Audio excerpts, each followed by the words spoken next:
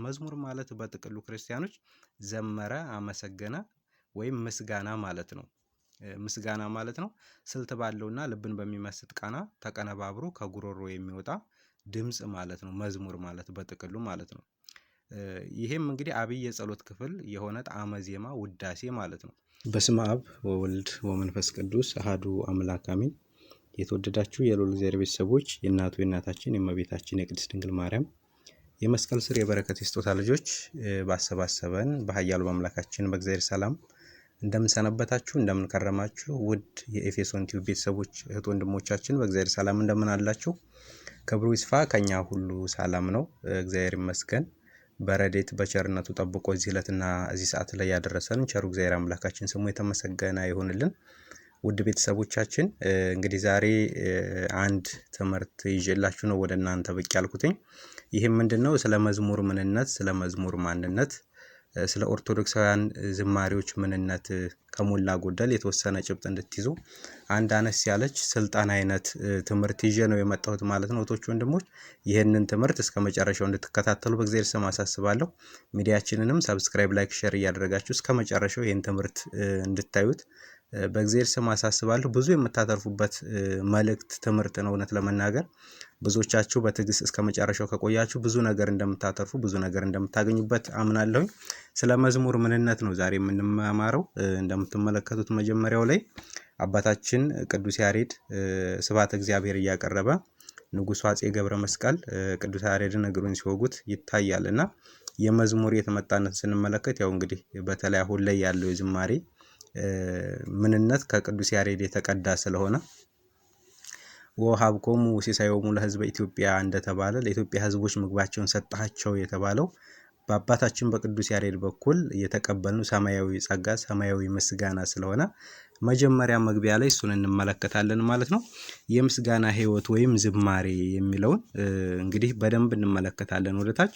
ያው እንግዲህ ክርስቲያኖች ሁላችሁ እንደምታውቁት የሰው ልጅ የተፈጠረው እግዚአብሔርን ስሙን አመስግኖ አወድሶ ክብሩን ርስቱን መንግስቱን እንዲወርስ ነውና ከዚህ ውስጥ ደግሞ የሰው ልጅ እንግዲህ እግዚአብሔርን ከሚያመሰግንበት መንገዶች መካከል አንዱ ዝማሬ ወይም መዝሙር ነው። ስለዚህ የመዝሙርን ምንነት ከሞላ ጎደል እንመለከታለን ማለት ነው። የመዝሙር ምንነትና የተመጣነት ጥንተ ታሪኩን እንመልከት። መዝሙር ማለት በጥቅሉ ክርስቲያኖች ዘመረ፣ አመሰገነ ወይም ምስጋና ማለት ነው።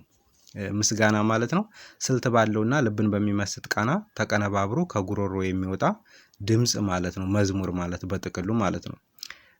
ይሄም እንግዲህ አብይ የጸሎት ክፍል የሆነ ጣዕመ ዜማ ውዳሴ ማለት ነው። ለእግዚአብሔር የሚቀርብ የከንፈር ፍሬ ወይም መስዋዕት ማለት ነው። ነብዩ ሆሴዕ በትንቢቱ ምዕራፍ 14 ከቁጥር 2 ላይ የከንፈራችንን ፍሬ እንሰጥሃለን ብሎ እንደተናገረ፣ እንዲሁም ልበ አምላክ ቅዱስ ዳዊት በመዝሙር 149 ላይ እግዚአብሔርን በጉረሯቸው ያመሰግኑታል ብሎ እንደተናገረ በከንፈራችን በጉረሯችን ለእግዚአብሔር የምናቀርበው መስዋዕት፣ በአንደበታችን የምናቀርበው መስዋዕት ነው ማለት ነው። መዝሙር ማለት ምስጋና ነው። የመዝሙር አጀማመሩን በተመለከተ ክርስቲያኖች እንግዲህ ለዘመኑ ጥንት የሌለው እግዚአብሔር አምላካችን በማይመረመር ሕልውና ባህሪውን ሲያመሰግነው የኖረ አምላክ ነው። ፍጥረት ሁሉ ከመፍጠሬ በፊት ምስጋናዬን ከኔ ጋራ ነው ብሎ እንደተናገረ ከስምንቱ የሥርዓት መጻሕፍቶች መካከል በመጽሐፈ ቀሌምንጦስ ፍጥረትን ሁሉ ከመፍጠሬ በፊት ምስጋናዬ ከኔ ጋር ከራሴ ጋር ነው ብሎ እግዚአብሔር አምላክ እንደተናገረ፣ ስለዚህ ከፍጥረት መፈጠር አስቀድሞ እግዚአብሔር ምስጋናው ከራሱ ጋር የነበረ ባህሪውን ሲያመሰግነው የኖረ እንደሆነ ግልጽ ነው። አባት ሆይ ዓለም ሳይፈጠር ካንተ ዘንድ በነበረኝ ክብር አንተ በራስህ አክብረኝ ብሎ እግዚአብሔር አምላካችን በስጋ ማርያም ተገልጾ በነበረ ሰዓት ሲጸልይ በዮሐንስ ወንጌል ምዕራፍ 17 ቁጥር 5 ላይ እንመለከታለን። ስለዚህ ፍጥረታት ሁሉ ሳይፈጠሩ አስቀድሞ እግዚአብሔር አምላካችን ባህሪውን ሲያመሰግነው የኖረ አምላክ እንደሆነ እንመለከታለን። እንግዲህ የመዝሙር አገልግሎትና አጀማመሩን በተመለከተ የተፈጠሩትን ሁሉ እኔን ለማመስገን ፈጠርኳቸው ብሎ ይናገራል በትንቢተ ኢሳይያስ ምዕራፍ 43 ከቁጥር 7 ላይ። እንግዲህ ከተፈጠሩት ፍጥረታት መካከል ሰውና መላእክት ስሙን ሊቀድሱ ክብሩን ሊወርሱ የተፈጠሩ ሲሆኑ ሌሎች ደግሞ ግዕዛን የሆኑ ፍጥረታት ለአንክሮ፣ ለተዘክሮ፣ ለምግበ ስጋ፣ ለምግበ ነፍስ የተፈጠሩ ፍጥረታት ናቸው። ክርስቲያኖች ሁላችሁም እንደምታውቁት እንግዲህ ስለዚህ ለዘላለም ሕይወት እግዚአብሔርን አምላካችንን አመስግነን የዘላለም ሕይወትን ከእርሱ ጋር ወርሰን እንድንኖር የተፈጠር ነው። እኛ የሰው ልጆችና ቅዱሳን መላእክት ነን ማለት ነው። ስለዚህ ምስጋና በዓለመ መላእክትም ነበረ፣ በእኛም በሰው ልጆች ዘንድም አለ ማለት ነው። በዓለመ መላእክት እንግዲህ ስንመለከት በዕለተ እሑድ እግዚአብሔር አምላክ ለይኩን ብርሃን ብሎ ብርሃን ይሁን ብሎ ካዘዘበት ከዛ ጊዜ ጀምሮ ቅዱሳን መላእክት እግዚአብሔርን አመስግኖታል። ነቢይ እግዚአብሔር ቅዱስ ኢሳይያስ በምዕራፍ 6 ከቁጥር 2 ላይ እንደተናገረው ቅዱስ ቅዱስ ቅዱስ የጌታ እግዚአብሔር ምድር ሁሉ በክብር ተሞልታለች እያሉ ይጮሁ ነበር ብሎ እንደተናገረ ቅዱሳን መላእክት እግዚአብሔር አምላካቸውን ቅዱስ ቅዱስ ቅዱስ እግዚአብሔር እያሉ ያመሰግኑት ነበረ። እንግዲህ በሳጥናኤል ክህደት ያልተናወጹት ቅዱሳን መላእክት እነ ቅዱስ ገብርኤል እነ ቅዱስ ሚካኤል ማለት ነው ንቁም በበህላዌነ እስከነ ርክቡ ለአምላክነ እያሉ አምላካችን ራሱ እስኪገልጽልን ድረስ በያለንበት ጸንተን እንቁም በማለት በጸና እምነት ሆነው እግዚአብሔር አምላካቸውን ያመሰግኑ ነበር። ስለዚህ ምስጋና ከዓለመ መላእክት ጀምሮ የነበረ ነው ማለት ነው። ሌላው በዓለመ ሰብእ ወይም በሰው ልጆች ዓለምን ብንመለከት ከሕገ ልቦና ጀምሮ በሕገ ኦሪትም እንዲሁ በሕገ ወንጌልም በአዲስ ኪዳንም ምስጋና የነበረ ነው። በሕገ ልቦና ብንመለከት አብርሃም ይስሐቅን ሲወልድ ይስሐቅ ያዕቆብን ሲወልድ እንደዚሁ እግዚአብሔርን ያመሰግኑት እንደነበረ መመልከት እንችላለን። እንዲሁም እስራኤላውያን ከግብጽ ባርነት ነፃ ከወጡ በኋላ በኦሪት ዘጸአት ምዕራፍ 15 ከቁጥር 1 ጀምሮ ስናነብ እንደምናገኘው እግዚአብሔር አምላካቸውን አመስግነዋል። ከግብጽ ምድር ነፃ ያወጣቸውን የሙሴ እህት ማርያም እግዚአብሔር አምላኳን ንሴብሖ ለእግዚአብሔር ስቡሐ ዘተሰብሐ እናመስግነው አምላካችንን የተመሰገነ ምስጉን አምላክ ነውና እያሉ በሕገ ልቦና የነበሩ ሰዎች የተጻፈ ሕግ በሌለበት ዘመን የነበሩ ሰዎች ጭምር እግዚአብሔር አምላካችንን ያመሰግኑት እንደነበረ እንመለከታለን ክርስቲያኖች። ሌላው በሕገ ኦሪትም ደግሞ ሊቀ ነቢያት ቅዱስ ሙሴ ኦሪት ሕግን ከተቀበለበት ጊዜ አንስቶ እንግዲህ ቅዱስ ዳዊት አባታችን 288 አገልጋይ ካህናት ወይም ደብተራዎች እንደነበሩት እንመለከታለን፣ እግዚአብሔርን የሚያመሰግኑ ማለት ነው። ሕዝበ እስራኤልም በዓላትን ሲያከብሩ እንዲሁ ፋሲካ በዓልን፣ ሰንበትን፣ የዓመቱን መባቻ ሲያከብሩ ምስጋና ያመሰግኑ እንደነበረ እንመለከታለን። በመዝሙር 112 ከቁጥር እንዲሁ በመዝሙር 91 እንዲሁ በመዝሙር 80 ላይ ተጽፎ እናገኛለን ማለት ነው። እግዚአብሔርን በሕገ ኦሪት ያመሰግኑ እንደነበር እንዲሁም ጠቢቡ ሰሎሞን አባታችን መኃልየ ዘሰሎሞን የምንለውን ጸሎት ያንን ምስጋና ደርሷል ማለት ነው። 3 ደቂቅም እግዚአብሔር አምላካቸውን አመስግነዋል በትንቢተ ዳንኤል ምዕራፍ 3 ላይ እንደምንመለከተው። ሌላው በሐዲስ ኪዳንም እንግዲህ የሐዲስ ኪዳን መሰረቱ የተጣለው እንግዲህ እመቤታችን ቅድስት ድንግል ማርያም ጌታ ኢየሱስ ክርስቶስን ከወለደችበት ጊዜ አንስቶ ያለው ጊዜ ነውና እንግዲህ ጌታችን ኢየሱስ ክርስቶስ በቤተልሔም በከብቶች ግርግም ሲወለድ ሰውና መላእክት በህብረት በአንድነት ዘምረዋል። የሉቃስ ወንጌል ምዕራፍ 2 ከቁጥር 14 ላይ እንደምናገኘው ማለት ነው። ስብሐት ለእግዚአብሔር በሰማያት ወሰላም በምድር ስምረቱ ለሰብእ፣ ለእግዚአብሔር በሰማይ ምስጋና ይሁን በምድርም ለሰው ልጆች ሁሉ ሰላም ይሁን በማለት ሰውና መላእክት በዛ በቤተልሔም በከብቶች ግርግም አመስግነዋል ማለት ነው። ሌላው ቅዱሳን ሐዋርያት በጸሎተ ሐሙስ ከስርዓተ ቁርባን በኋላ እንዲሁ ሐዋርያት ዘምረዋል። መዝሙርም ከዘመሩ በኋላ ወደ ደብረ ዘይት ወጡ በማለት ማርቆስ ወንጌላዊ በምዕራፍ 14 ቁጥር 26 ላይ ገልጾ እናገኘዋለን።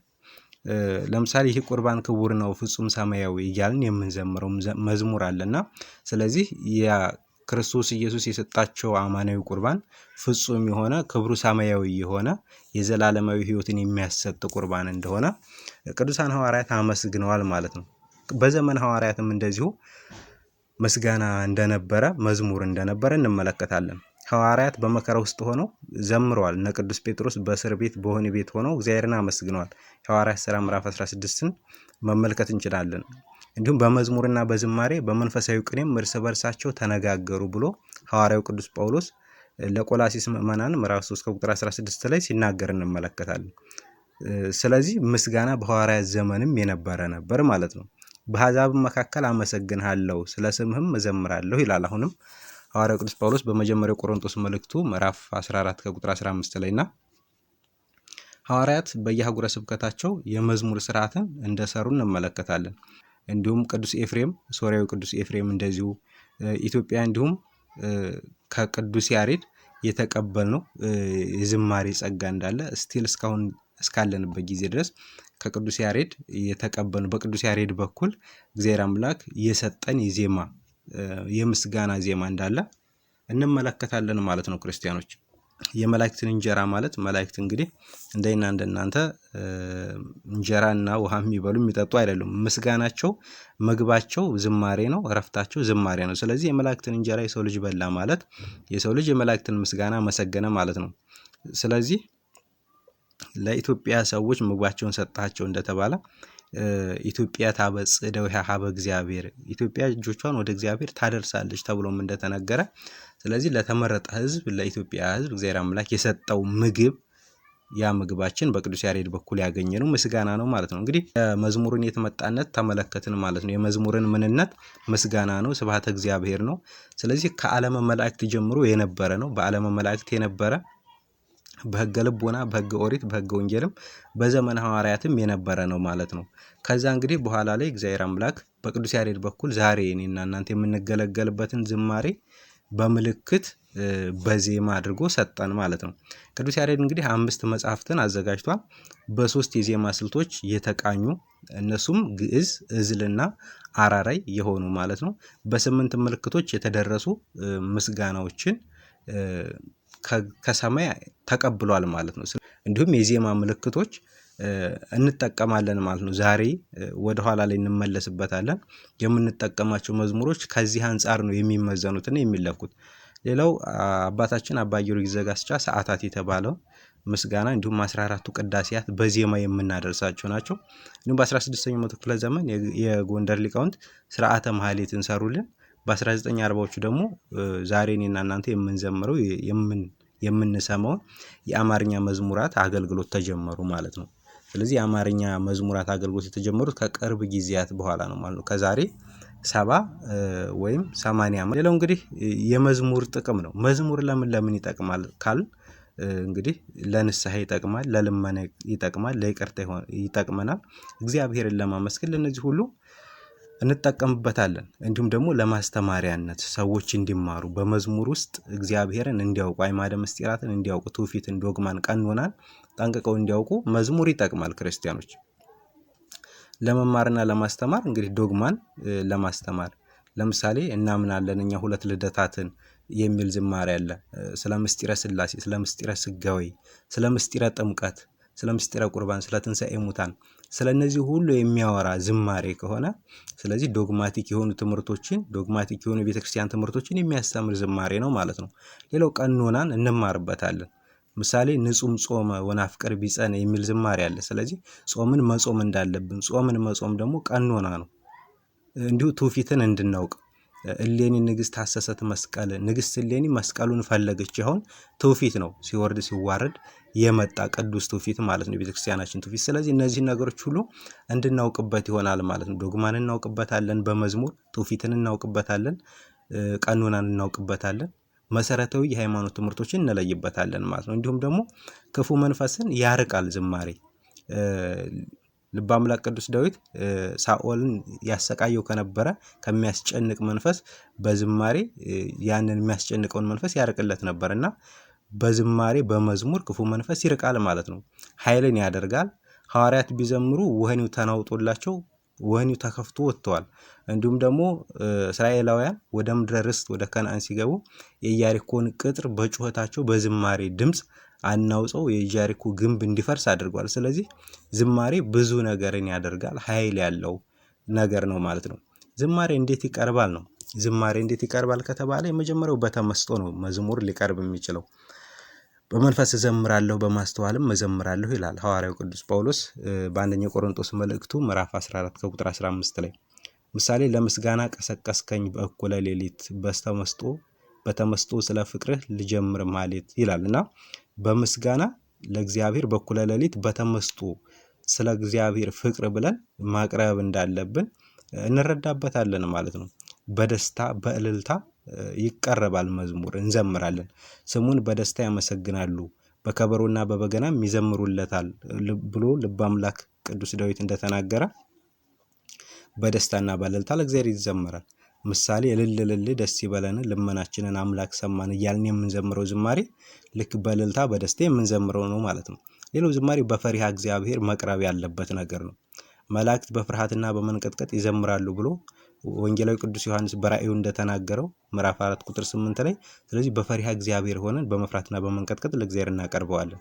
ሌላው በስርዓት ያ ማለት ከአቋቋም አንጻር፣ ከእንቅስቃሴ አንጻር፣ ካለባበስ አንጻር እንዲሁም ከምንይዛቸው ንዋየ ቅድሳት ጥንቃቄ አንጻር በስርዓት የሚቀረብ መስዋዕት ምስጋና ነው ማለት ነው። በጉልህ ድምፅ እንደ ብዙ ውሃ ድምፅና እንደ ታላቅ ነጎድጓድም ድምፅ ያለ ከሰማይ ሰማሁ፣ በገና እንደሚደረድሩ ያለ ድምፅ ይላል። አሁንም ወንጌላዊ ቅዱስ ዮሐንስ በራእይ መልእክቱ ምዕራፍ 14 ላይ። ስለዚህ በጉልህ ድምፅ ድምፅን ከፍ አድርጎ ለእግዚአብሔር የሚቀርብ መስዋዕት ነው ማለት ነው። ሌላው እንግዲህ እነዚህን መዝሙራቶች ይህን መዝሙር የምናቀርብበት ንዋየ ቅድሳትን በተመለከተ ነው። አንድ መዝሙር እንግዲህ የቤተክርስቲያን መዝሙር ነው የምንለው የመዝሙሩን መሳሪያዎች መጽሐፍ ቅዱሳዊ ትርጉምና ምሳሌነት ሲኖራቸው ብቻና ብቻ ነው። እነርሱም የቤተክርስቲያን የመዝሙር መሳሪያ የምንላቸው ንዋየ ቅድሳት ተለይቶ የተቀመጡ ናቸው። እንደ መሰንቆ፣ መለከት፣ በገና፣ መቋሚያ፣ ጸናጽል፣ ከበሮ፣ እምቢልታ፣ ዋሽንት ናቸው። ከነዚህ ውጭ ያሉ የዜማ መሳሪያዎች የቤተክርስቲያን አይደሉም ማለት ነው። እንግዲህ የቤተክርስቲያን የዜማ መሳሪያዎች አንደኛ ነፍስና ስጋን በመንፈሳዊ ሐሴት የሚመሉ በመላእክት ዘንድ ያሉ በላይ በሰማይ ያሉ በተመስጦ ወደ እግዚአብሔር የሚያደርሱ ናቸው። በህብረት ዝማሬ ወቅትም መቀዳደም እንዳይኖር ሪትምን ለመጠበቅም የሚረዱ ናቸው። አመጣጣቸውን በተመለከተ በብሉይ ኪዳን እንግዲህ ጽናጽል፣ ከበሮ፣ በገና፣ መሰንቆ፣ እምቢልታ እነዚህ የዜማ መሳሪያዎች ተጠቅሰዋል በብሉይ ኪዳን ኦሪት ዘፍጥረት ምዕራፍ 4 እና ምዕራፍ 15 ላይ እንዲሁም በአንደኛ ሳሙኤል ምዕራፍ 6 ቁጥር 5 ላይ እንዲሁም ልበ አምላክ ቅዱስ ዳዊት በመዝሙር 150 ሰብሕዎ ለእግዚአብሔር በሚለው የመዝሙር ክፍል ላይ ጠቅሷቸዋል በብዛት ማለት ነው። በአዲስ ኪዳን ግን ስለ መዝሙር በብዙ ቦታ ተጠቅሷል። ነገር ግን ስለ መዝሙር መሳሪያዎች ግልጽ የሆነ ነገር እነዚህን እንጠቀም ተብሎ አንድም ቦታ ላይ እየተጠቀሰ የለም። ነገር ግን በብሉይ ኪዳን የተጠቀሱትን የመዝሙር መሳሪያዎች ንዋየ ቅድሳት እንጠቀማቸዋለን ማለት ነው። ቤተክርስቲያናችን እንግዲህ በግንቦት 2 በ1986 ዓመተ ምህረት በተካሄደው የቅዱስ ሲኖዶስ ምልዓተ ጉባኤ ላይ በሰንበት ትምህርት ቤቶች ማደራጃና መመሪያ አንቀጽ 26 ከቁጥር 1 እስከ 4 ላይ ይገኛል። በሚከተሉት ንዋየ ቅድሳት ልንዘምር ይገባል በማለት ደንግጋለች። እነዚህ ንዋየ ቅድሳት እንግዲህ ከላይ የተመለከትናቸውን እንደ ጽናጽል፣ ከበሮ፣ በገና፣ መሰንቆ፣ እምቢልታ እንደዚሁ መቋሚያ እነዚህን ንዋየ ቅድሳት ልንጠቀም እንደሚገባ ቤተክርስቲያን ስርዓት ሰርታ ደንግጋ አስቀምጣልናለች ማለት ነው። ሌላው እንግዲህ ኦርቶዶክሳዊ መዝሙር ምን መምሰል አለበት ነው። እነዚህ ከሆኑ መጠቀም ያለብን ኦርቶዶክሳዊ መዝሙር ምን መምሰል አለበት? የመጀመሪያው ከግጥም ይዘት አንጻር ነው። ከግጥሙ ይዘት አንጻር የመጀመሪያው የቤተክርስቲያን ዶግማ፣ ቀኖና፣ ስርዓት፣ ትውፊት የጠበቀ መሆን አለበት። ከአስራው ወይም ከ80 አሐዱ መጽሐፍ ቅዱስና ከአዋልድ መጽሐፍት ጋር የተስማማ መሆን አለበት። የተናጋሪውን የቋንቋ አገባብ ስርዓት የጠበቀ መሆን አለበት። የማስተማር ብቃት ያለው ዘመኑን የዋጀ ጠንካራ መልእክት የሚያስተላልፍ መሆን አለበት። በምስጢር የዳበረ ልክ ለምሳሌ ማርያም ፊደል ናት የሁሉ መማሪያ በንጽህና ተጽፋለችና እያልን እንደምንዘምረው እመቤታችን ቅድስት ድንግል ማርያም ሁላችን የምንማርባት የምስጢር ገበታችን እንደሆነች የሚገልጽ ማለት ነው። በምስጢር የዳበረ መሆን አለበት። የስነ ግጥም ባህሪያትን የያዘ ልክ ስነ ግጥም እምቅነት፣ ቁጥብነት የሚታዩበት መሆን አለበት። እንዲሁ ዝርው የሆነ የቃላት ድርደራ መሆን የለበትም ማለት ነው። ሌላው ከዜማ አንጻር ደግሞ እንመለከተዋለን። በቅዱስ ያሬድ የዜማ ስልት የተዘጋጀ መሆን አለበት። ቀደም ሲል እንዳየነው የቅዱስ ያሬድ የዜማ ስልቶች በግዕዝ፣ እዝልና አራራይ እንዲሁም ደግሞ በስምንቱ የዜማ ምልክቶች የተቃኘ መሆን አለበት ማለት ነው። ከዛ ውጭ ከሆነ ዓለማዊ ተራ ነገር ነው የሚሆነው ማለት ነው። በያሬዳዊ ምልክቶች መሰረት የተጮኸ የያሬድን ያቀራረብ ስርዓት የተከተለ ማለት ነው።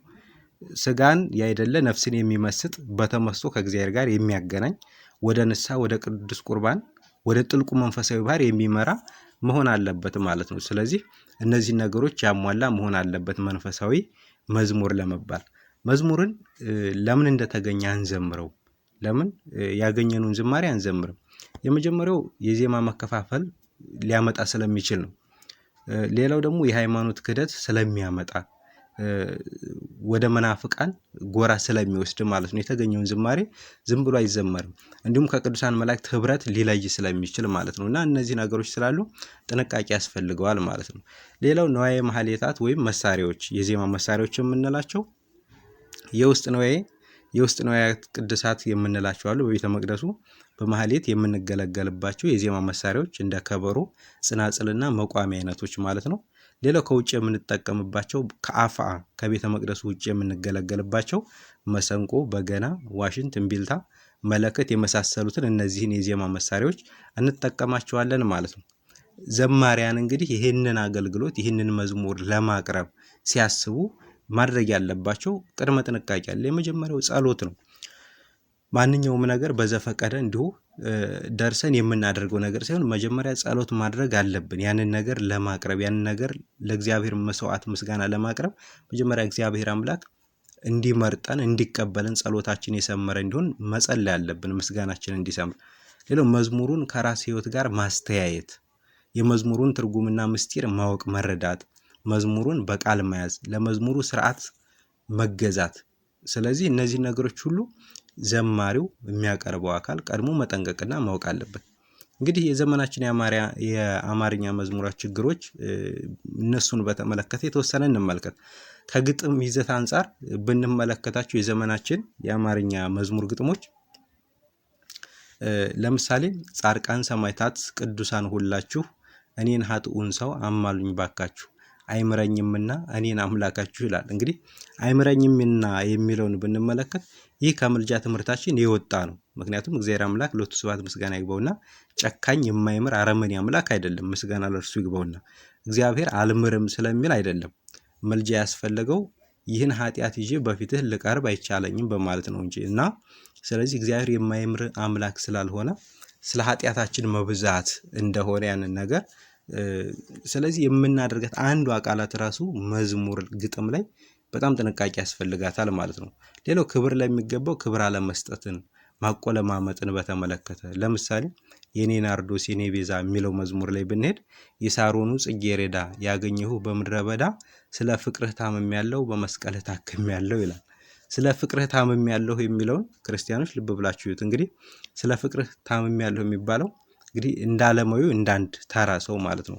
ግጥሙ ላይ የሚታየው ችግር አምላካችን ጌታችን ኢየሱስ ክርስቶስ ከፍቅሩ ብዛት የታመሙትን አድኗል። እንግዲህ ከሞት ወደ ሕይወት አምጥቷል። ዮሐንስ ወንጌል ምዕራፍ 3 ቁጥር 16 ላይ እንደምንመለከተው በእርሱ የሚያምን ሁሉ የዘላለም ሕይወት እንዲኖረው እንጂ እንዳይጠፋ እግዚአብሔር አብ አንድያ ልጁን እስኪሰጥ ድረስ ዓለሙን እንዲሁ ወዶታል እንደተባለ፣ ስለዚህ የመዝሙሩ ግጥም ግን ስለ ፍቅርህ ታምሜያለሁ በማለት ስለ ተቃራኒ ጾታ ፍቅር አገላለጽ ይናገራል ማለት ነው። ስለዚህ የምንናገረው ነገር ለእግዚአብሔር ክብር እንደሚመጥን ጠንቅቀን አውቀን መናገር አለብን ማለት ነው። ስለዚህ ይሄን ነገር ማስተካከል ከኛ ይጠበቃል ማለት ነው።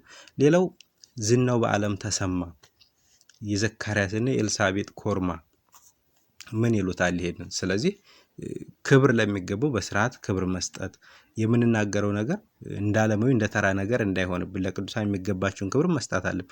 ኮርማ ማለት ያው ቦልድ ተደርጎ ተሰምሯልና ይሄ ምን ማለት ነው? ስለዚህ እንደነዚህ አይነት ነገሮች ጥንቃቄ ያስፈልጋቸዋል።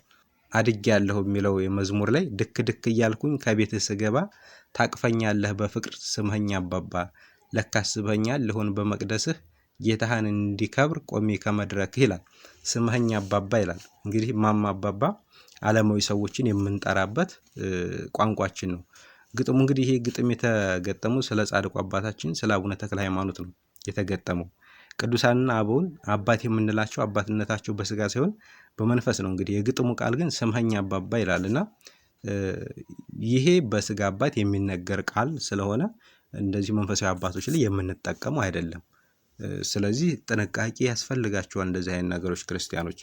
ሌላው የተሳሳተ ትርጉም ወይም ያገላለጽ ችግር ያለባቸው መዝሙሮች አሉ። ከቋንቋና ስነ ጽሑፍ አንጻር ብንመለከት ያላንተ ለኔ የሚለው ዝማሬ ቃሳፊያችንን ቀስፈኸዋል፣ ያንን ጭንቁን ቀን አልፈነዋል፣ ነገም ያንተ ነው አዲሱ ቀን እንዘምራለን ስትናፍቀን ይላል። እርሱ ሲናፍቀን ብቻ ሳይሆን ሁልጊዜ ነው የምንዘምረውና እንዘምራለን ስትናፍቀን፣ ካልናፍቀን አንዘምርም አናመሰግንም ማለት ነው። ስለዚህ ብዙ ችግር አለባቸው፣ ብዙ ሕጸጽ አለባቸው መዝሙሮቻችን ማለት ነው። አቤቱ ላንተ የሚለው ለዝናም አይደል ወይም ለሞቅታ የምዘምርልህ ለአምልኮ ነው ጌታ ይላል። እንግዲህ የቃላት አመራረጥ ችግር በብዙ ይስተዋላል ማለት ተራ አነጋገር እንጠቀማለን ማለት ነው። ብዙ ጊዜ እንደዚህ አይነት ነገሮችን ለይተን ማወቅ አለብን ክርስቲያኖች። በንጹህ ደግሞ ያዳነን የሚለው መዝሙር ላይ ቀና ብለናል በክብር አንገቱን ደፍቶ በክብር ስለኛ ብዙ ሆነልን የብርሃን አክሊል ደፋልን ያል። ክብር ምስጋና ይግባውና ጌታችን አምላካችን መድኃኒታችን ኢየሱስ ክርስቶስ ለኛ የደፋልን የሾህ አክሊል እንጂ የብርሃን አክሊል አይደለም። የብርሃን አክሊል አልደፋም፣ የደፋው የብርሃን ሳይሆን የሾህ አክሊል ነው ማለት ነው። ስለዚህ እንደዚህ አይነት ተፋልሶ ያለባቸው ወይንም ደግሞ ከመዝሙሩ ጋር የማይሄዱ ነገሮችን ከምንዘምርለት ከምናመሰግነው አካል ጋር የዛን የምናመሰግነውን የምናከብረውን አካል ክብሩን የማይገልጹ ነገሮች ጥንቃቄ የሚያስፈልጋቸው ነገሮች ናቸው ማለት ነው ክርስቲያኖች።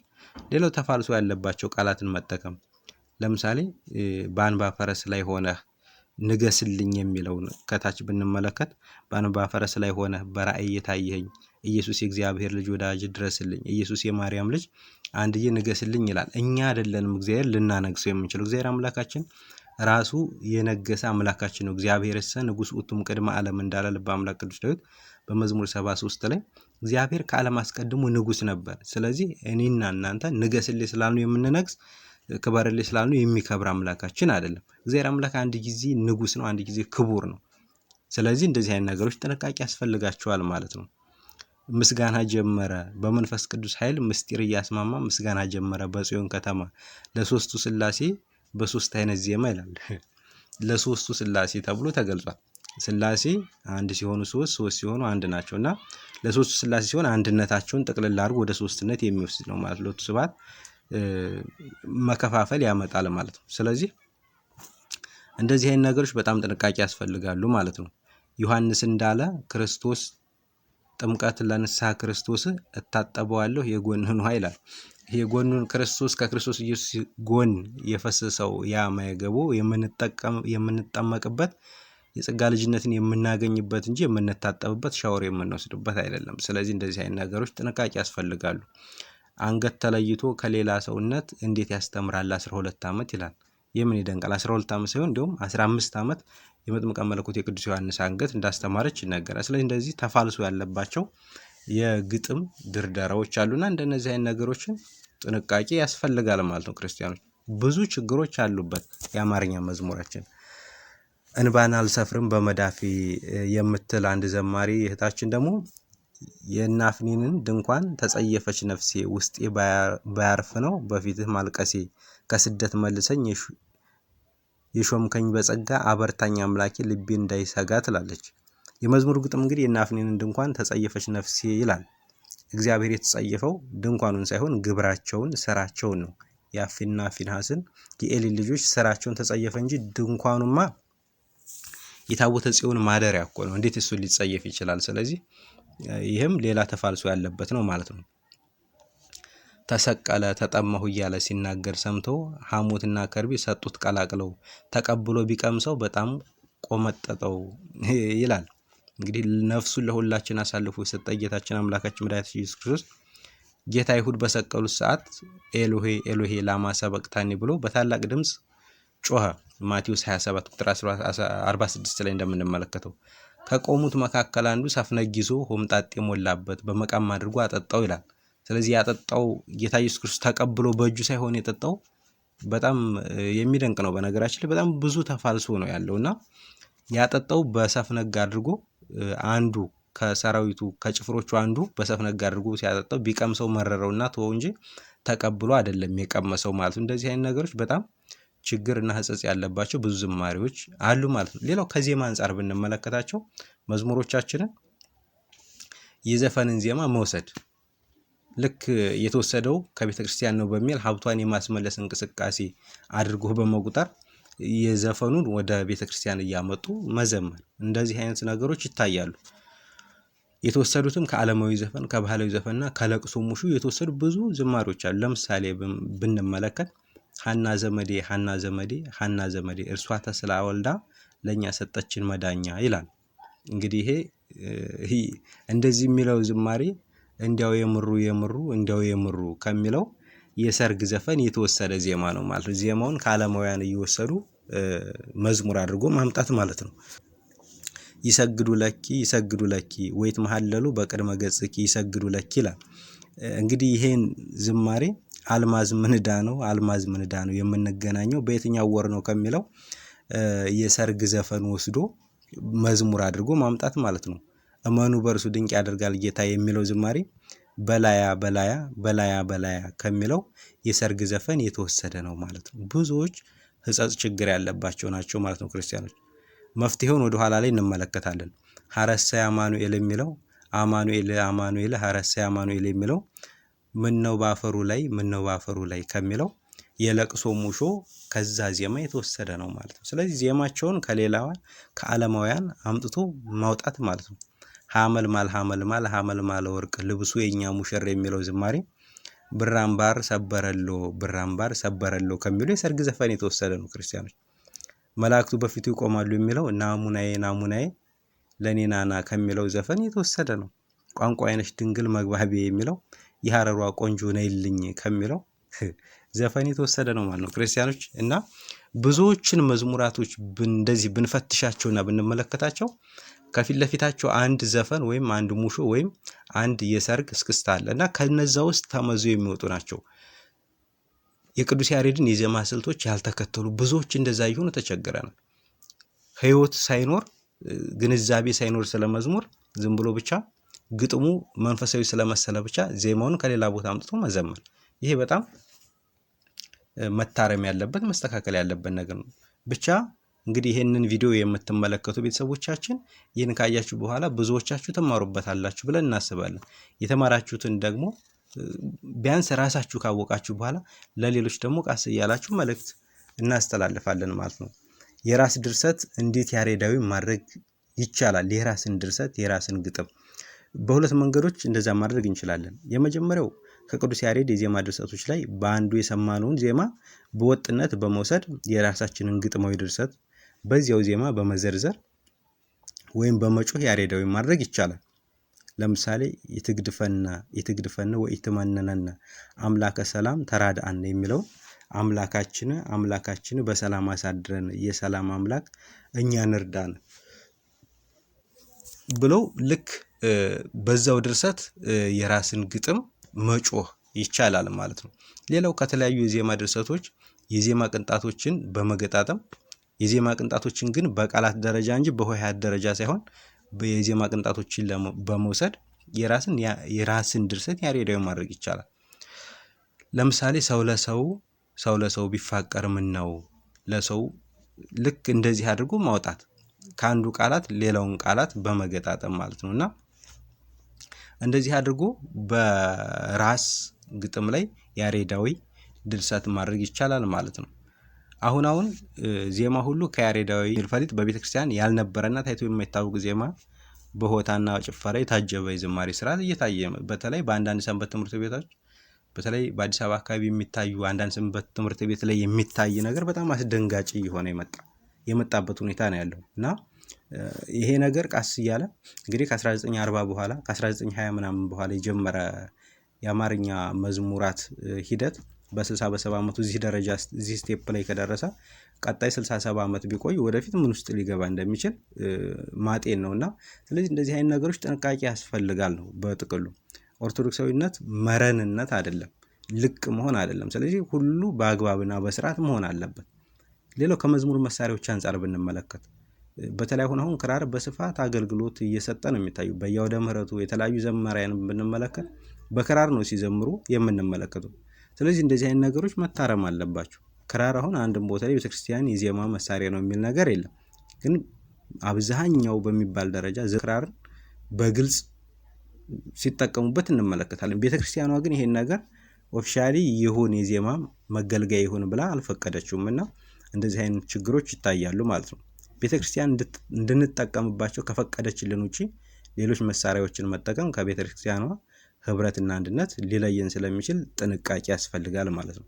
ሌላው ከቅንብርና ከቀረጻ አንፃር ብንመለከት እንግዲህ በዚህ ረገድ ከሚታዩ ችግሮች መካከል ከተፈጥሮ ድምጽ ውጪ የሆነ የጥቅስ ሌላ ድምጽ ጭማሪ ማድረግ አለባበስን በተመለከተ የተለያዩ አልባሳትን መቀያየር፣ አንድ ክሊፕ ላይ የተለያዩ ልብሶችን መቀየር ያለን እንዲታይልን እስኪመስል ድረስ በተለያዩ ያልባሌ ቦታዎች፣ በመናፈሻ ቦታ፣ በወንዝ ዳር፣ በግለሰብ ቤቶች ውስጥ ብቻ ጥሩ ባክግራውንድ አላቸው ብለን በምናስባቸው በማንኛውም ዓለማዊ ቦታ ላይ ቀረጻ ማካሄድ፣ እነዚህ ነገሮች በፍጹም ትክክል አይደሉም። መስተካከል መታረም ያለባቸው ነገሮች ናቸው። የመናፍቃንን ፊልም ለቅንብር መጠቀም፣ ለምሳሌ ኢየሱስ ፊልም የሚል ፊልም ከየት እንደመጣ የማይታወቅ። ስለዚህ እንደዚህ አይነት ነገሮች ኦርቶዶክሳውያን ፊልም ሲጀመር ጌታ ኢየሱስ ክርስቶስን ወክሎ ሊሰራ የሚችል አካል የለም። እመቤታችን ድንግል ማርያምን ወክሎ ሊሰራ የሚችል አካል የለም። ስለዚህ እንደነዚህ አይነት ነገሮች ጥንቃቄ ያስፈልጋሉ። ከመንፈሳዊ ሕይወት ወይም ከነገረ ድህነት ይልቅ የስጋዊ ምድራዊ ሕይወትን የተመለከተ መሆን፣ የክሊፖች መብዛት፣ ስርዓት የሌለው አሸባሸብ፣ ዝላይ፣ ጭፈራ ያለበት መሆን፣ እስክስታ የሚመስል ስርዓት መኖር፣ የቤተ ክርስቲያንን ለዛና የተረጋጋ ቋንቋ ያላገናዘበ የዓለም ሁከትና ጩኸት መምሰል ወዘተ፣ እነዚህ የመሳሰሉ ችግሮች ከቅንብርና ከቀረጻ አንጻር የምናያቸው ችግሮች ናቸው ማለት ነው ክርስቲያኖች። ስለዚህ እነዚህ ነገሮች መታረም መስተካከል አለባቸው ማለት ነው። ከዚህ ጋር ተያይዞ እንግዲህ ስርዓተ ቤተክርስቲያንን ሳይጠብቁ በስሟ መነገድ፣ በየሀገሩ በየከተማው እየዞሩ በመኑት አርቦ ጆሮ የሚበጥስ የመዝሙር ትውውቅና ሽያጭ ማድረግ፣ ቤቴን የንግድ ቤት አድርጋችሁት፣ ቤቴ ጸሎት ቤት ትባላላች እናንተ ግን የሌባና የወንበዴ ቤት አድርጋችሁ ተብሎ እንደተነገረ በታላላቅ ጉባኤያት ሳይቀር እየተገኙ የቤተ ክርስቲያንን መድረክ ማስተዋወቂያ ማድረግ፣ በንግስ በዓሉ እየዞሩ ስርዓተ ቅዳሴና ስብከት ወንጌልን ማወክ፣ እነዚህ የተለመዱ ተግባራት እየሆኑ ከመጡ ሰነባብቷል። ስለዚህ እነዚህ ችግሮች መታረም አለባቸው ማለት ነው። ከመዝሙር ጋር በተያያዘ ዘመናችንን ያለመዋጀት ችግርም ይታያል። ዘመናችን እንግዲህ ክፍት ወይም የተጋለጡ ሁነቶች የሚገኙበት፣ ሀብቶችን ሁሉ የሚለውጡ ፍልስፍናዎች የነገሱበት ዘመን ነውና ዓለማዊነቱ፣ ሴኩላሪዝሙ፣ ሉላዊነት እንዲሁም ሃይማኖቶችን ሁሉ ወደ አንድ ለማምጣት ካልተቻለም ደግሞ ሁሉንም በማጥፋት አንድ ማድረግ፣ ሃይማኖተኞችን ቀስ በቀስ በቅየጣ ወደ ዓለማዊ መቀየር፣ እንደነዚህ አይነት ችግሮች በብዛት ያው የምናየው የምንመለከተው ነገር ስለሆነ ማለት ነው። ስለዚህ እንደዚህ አይነት ችግሮች ስላሉ ዘመኑን ያለመዋጀት ችግር ይታይባቸዋል ዝማሬዎቻችን ላይ ማለት ነው። በአሁኑ ሰዓት መናፍቃንም ሆኑ ዓለማውያን እንግዲህ የኛን ዝማሬ የኛን መዝሙር እያዳመጡት ነው። ለምን? ወደ እውነተኛው ዝማሬ ወደ ተመስጦ አሸጋግረናቸው ነው ወይስ መዝሙሩን ከዘፈን አቀራርበንላቸው ነው እያዳመጡት እየሰሙት ያለው? እንዲሁም ብዙ ኦርቶዶክሳውያን የተዋህዶ ልጆች ደግሞ እንዲሁ የዓለማውያን የአሕዛብን እንዲሁም የፕሮቴስታንትን የመናፍቃን ዝማሬ ይሰማሉ። ኖ ያ ሊሆን አይገባም። ስለዚህ ከራሳችን ሀገር ተጨባጭ ሁኔታ ጋር እያዩ መፍትሄ መስጠት ያስፈልጋል ማለት ነው። ይሄ እንግዲህ ሁሉም ባለድርሻ አካላት አሉት። እሱን ወደኋላ ላይ እንመለከተዋለን። ሌላው ዘፈን ነው እንግዲህ መወዛወዝ፣ መዝለል፣ መፈንጨት፣ እስክስታ ማድረግ ማለት ስለ ስጋ ስሜትና ስለ ስጋ እርካታ የሚያቀነቅን ነው ዘፈን። ስለዚህ ዘፈን በቤተ ክርስቲያናችን ፈጽሞ የተከለከለ የተወገዘ ነው። እንግዲህ ቤተ ክርስቲያን ዘፈንን የምትከለክልበት ራሱን የቻለ መሰረታዊ ነገር አለ። እሱም ምንድነው? ፍጡር ለፍጡር የሚያቀርበው በመሆኑ ነው። አምልኮ ጣዖት ስለሆነ ጣዖትን ማምለክ ስለሆነ ከእግዚአብሔር ውጪ ከኔ ከጌታ ከአምላክ በቀር ሌሎች አማልክትን አታምልክ ያለን አምላክ ትቶ ለፍጡር የሚመለክ የሚሰግድ ከሆነ የሚያመሰግን የሚወድስ ከሆነ የእግዚአብሔርን ውዳሴና ምስጋና ለፍጡር ሰጠ ማለት ነው። ስጋዊ ደስታን በመፍጠር ወደ ዝሙት የሚገፋፋ ነገር ስለሆነ የአጋንንት ስራ ስለሆነ በዚህ አጋንንት ይዘፍናሉ እንዳለ ነብየ ልዑል ቅዱስ ኢሳይያስ በትንቢቱ ምዕራፍ 13 ላይ እየዘፈኑም ከአጋንንት ጋር ይጫወታሉ፣ አጋንንትም ጨዋታቸውንና ዘፈናቸውን ያደንቅላቸው ነበር እንዲል መጽሐፈ መቃብያን አንደኛ መቃብያን ምዕራፍ 36 ከቁጥር 27 ላይ። ስለዚህ ዘፈን የስጋ ስራ በመሆኑ ኃጢአት ነው ማለት ነው፣ ሐዋርያው ቅዱስ ጳውሎስ በገላትያ መልእክቱም እንደገለጸው። ስለዚህ መንፈሳዊነትን የሚጋፋ ለጸሎት፣ ለመዝሙር፣ ለምስጋና፣ ለመንፈሳዊ ነገር ሁሉ ያለንን ጊዜ ፍቅርና ትጋታችንን የሚሻማ በመሆኑ ዘፈን ፈጽሞ በቤተክርስቲያናችን የተከለከለ ነው። እርኩስ መንፈስንም የሚያቀርብ ቅዱስ መንፈስን ከኛ የሚያርቅ ስለሆነ እንዲሁም ደግሞ በቤተክርስቲያናችን የሚነገረው የወንጌላዊ ቅዱስ የመጥምቀ መለኮት የቅዱስ ዮሐንስን አንገት ያስቆረጠን በመሆኑ በእነዚህ ነገሮች ዘፈን ፈጽሞ በቤተክርስቲያናችን የተከለከለ ነው ማለት ነው። የተከለከለ ነው። የመናፍቃን መዝሙርን በተመለከተ እንግዲህ የመናፍቃን መዝሙር ማዳመጥ ከዘፈንም የከፋ ኃጢአት እንደሆነ ይነገራል። ምክንያቱም ዘፈን ማዳመጥ ኃጢአት ሲሆን የምግባር ሕጸጽ ነው። የመናፍቃን መዝሙር ማዳመጥ ግን የሃይማኖት ሕጸጽ ያለበት በመሆኑ አመጽና ክህደትም ጭምር ነው ማለት ነው። ስለዚህ የራስን ትቶ የመናፍቃንን የሚሰማ ከሆነ በኦርቶዶክስ ውስጥ ሆኖ ዘፈን ቢሰማ ኦርቶዶክስ ስላለ መጥቶ ንስሐ ይገባል።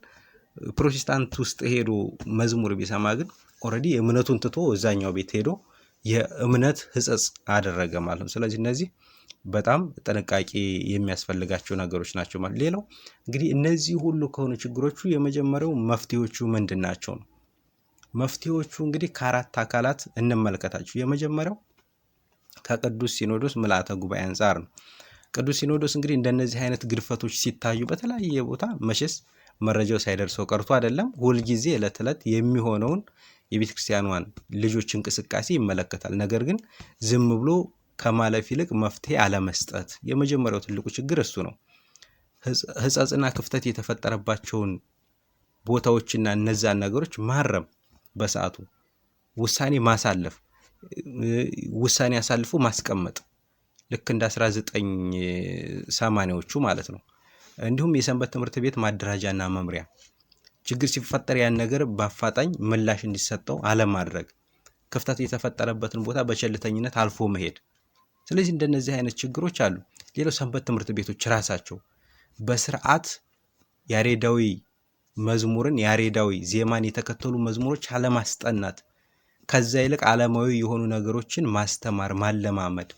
በዛ ልምምድ ውስጥ ያደገ ሰው ደግሞ ነገ የግሉን ደስ ያለውን ዘፈን የመሰለ መዝሙር ነው የተባለ ዘፈን ይዞልን ይመጣል ማለት ነው። ስለዚህ እንደዚህ አይነት ችግሮች አሉ። ሌላውና ትልቁ ደግሞ የኛ የምእመናንም ችግር አለ ማለት ነው። ምክንያቱም እኛ ያገኘውን ሁሉ አሚን ብለን ተቀብለን የምንሰማ ከሆነ ዘፈኑንም መዝሙር ነው እያልን የምንቀበለው ከሆነ የመጣውን ሁሉ ይህ ከኛ የሚመነጭ ችግር ነው ማለት ነው። ስለዚህ ያን ነገር መተው፣ ዘፈን ከሆነ መተው። ይህን ለመተው ግን መጀመሪያ የመዝሙርን ምንነት መገንዘብ መማር ግድ ይላል። ስለዚህ ዛሬ የተማማርነውን ያወቅነውን ነገር ከዚህ በኋላ እንድንተገብረው ነው ክርስቲያኖች። ምናልባት ሰንበት ትምህርት ቤት ካለን ወደዛ ለመግባት ያሰብን ካለን በግቢ ጉባኤም በተለያየ ቤተ ክርስቲያን የአገልግሎት መዋቅር ውስጥ ያለን ሰዎች ካለን ይህንን ነገር አውቀን እንድንማርበት ነው። እኛ እንድንድንበት፣ እኛ ከዳን ደግሞ ሌሎችን እንድናሳውቅበት ነው። እና ስናጠቃልለው እንግዲህ መዝሙር ምስጋና ነው፣ ጸሎት ነው፣ ትምህርት ነው፣ ስብሐተ እግዚአብሔር ነው። እግዚአብሔርን የምናመሰግንበት መሳሪያችን ነው። እንግዲህ የሰው ልጅ ከተፈጠረለት ዓላማ አንዱ ምስጋና በመሆኑ ትክክለኛውን ምስጋና ለእግዚአብሔር ልናቀርብ ይገባናል። ለእግዚአብሔር የምናቀርብበት መሳሪያችን አንዱ ደግሞ ዝማሬ ነው ማለት ነው።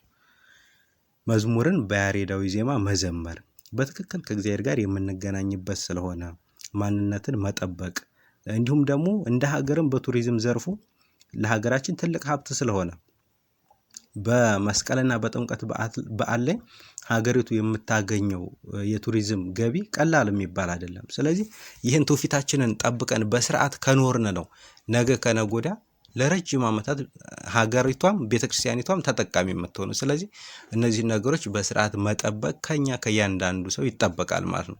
ስለዚህ እያንዳንዳችን ስለ መዝሙር ምንነት ትክክለኛ ግንዛቤ በመያዝ ለራሳችንና ለሌሎች ምእመናን ልናስተምር ይገባል ማለት ነው። ክርስቲያኖች ይህንን ማወቅ አለብን ሁላችንም። ምናልባት ክፍተቶች ብዙ ይኖራሉ። እነዚያን ክፍተቶች የምናውቀውን እኛ እንደ ቤተክርስቲያን ልጅነታችን ከኛ የሚጠበቀውን የድርሻችንን መወጣት አለብን ማለት ነው። የማናውቀውን ማወቅ ስላለብን እኛ ካወቅን ደግሞ ለሌሎችም ማሳወቅ ይኖርብናል ማለት ነው። ክርስቲያኖች እንግዲህ በነገሮች ሁሉ ገብቶ ያስተማረን እግዚአብሔር አምላካችን ስሙ የተመሰገነ ይሁን። የዛሬው ትምህርቴ በዚህ መልኩ ተጠናቋል። ቀጣይ በሌላ ርዕስ እስከምመጣላችሁ ድረስ ቸር ሰንብቱ። እንግዲህ ሚዲያችንን ሰብስክራይብ፣ ላይክ፣ ሼር እያደረጋችሁ አገልግሎታችን እንድታበረታቱ ከጎናችን እንድትሆኑ በእግዚአብሔር ስም እናሳስባለን። ስለነበረን ጊዜ ሁሉ እግዚአብሔር አምላካችን ስሙ የተመሰገነ ይሁንልን። ወስብሐት ለእግዚአብሔር ወለወላዲቱ ድንግል ወለመስቀሉ ክቡር አሜን። ይቆይ።